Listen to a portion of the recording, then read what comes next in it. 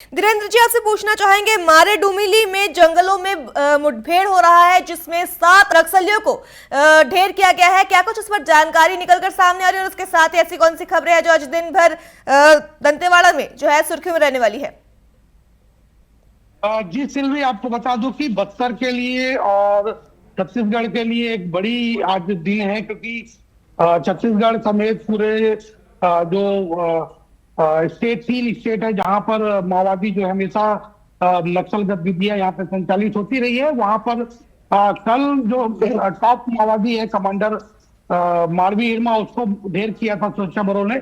अब जो है आज एक खबर निकल के आ रही है सामने, जिसमें जो 7 माओवादी फिर से जो है आंध्र प्रदेश के मारेडमल्ली जो इलाका है, जंगल है, यहाँ पर मुठभेड़ में मारे गए, जिसमें 4 पुरुष और 3 महिला माओवादी ढेर हुए हैं। ऐसी जानकारी मिल रही है कि इस मुठभेड़ में जो महासचिव है माओवादियों का केंद्रीय कमेटी का, उसको ढेर करने में सफलता हासिल है। देवजी और तिरुपति को मार गिराने में सफलता हासिल हुई, ऐसा बताया जा रहा है। हालांकि इसकी अभी तक आधिकारिक पुष्टि नहीं हुई है सिल्वी, लेकिन अगर तिरुपति मारा गया है तो आप समझ लीजिए नक्सल मोर्चे में 2 दिन बड़े अहम माने जाएंगे। एक दिन पूर्व ही माओवादी कमांडर, जो टॉप माओवादी कमांडर मारवी हिरमा, जिसको मारा गया, उसके बाद दूसरे दिन ही तड़के फिर से एक मुठभेड़ उसी इलाके में हुई जहां पर देवजी समेत 7 माओवादियों के मारे जाने की खबर निकल के रही है। हालांकि इस मुठभेड़ की पुष्टि यहाँ के इंटेलिजेंस जो एडीजी हैं उन्होंने पुष्टि की है। अब मैं जहां पे अभी मौजूद हूँ, ये आंध्र प्रदेश का अल्लूरी सीताराम जिला है। यहाँ पर हम सुबह से ही ग्राउंड जीरो की कवरेज में पहुंचे हैं। माओवादी जो कमांडर हिरमा है उसका शव यहाँ पे रखा हुआ है, उसके साथ उसकी पत्नी का शव है, अन्य 4 जो साथी हैं उसके भी शव यहाँ पे रखे हुए हैं। कल बड़ी सफलता मिली थी, 6 माओवादी मारे गए थे।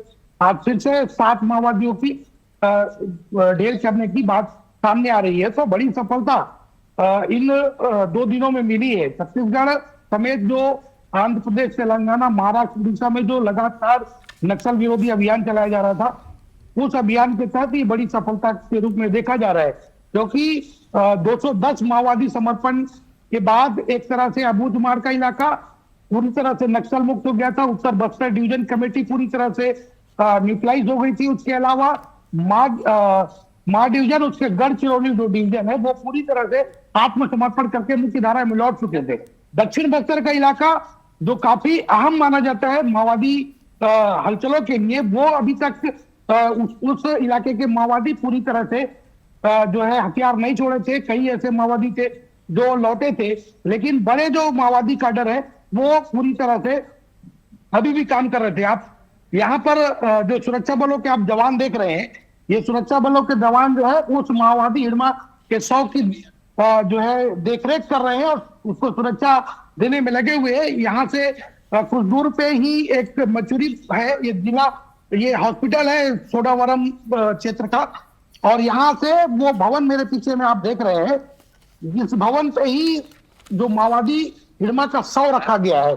और ये चप्पे चप्पे पे यहाँ पे सुरक्षा बल के जवान जो है अत्याधुनिक हथियारों के साथ सशस्त्र तैनात है। तो आप समझ सकते हैं कितनी बड़ी ये सफलता है। और इस सफलता को लेकर केंद्रीय गृह मंत्री अमित शाह ने भी जो प्रतिक्रिया दी। उसके बाद deputy CM Vijay Sharma, CM Vishnudeo Sai ने भी प्रतिक्रिया। नक्सल मोर्चे में बड़ी कामयाबी के बाद बस्तर अब विकास की ओर और खुशहाल की ओर बढ़ेगा, ऐसा इन नेताओं ने कहा है। जी सिल्वी।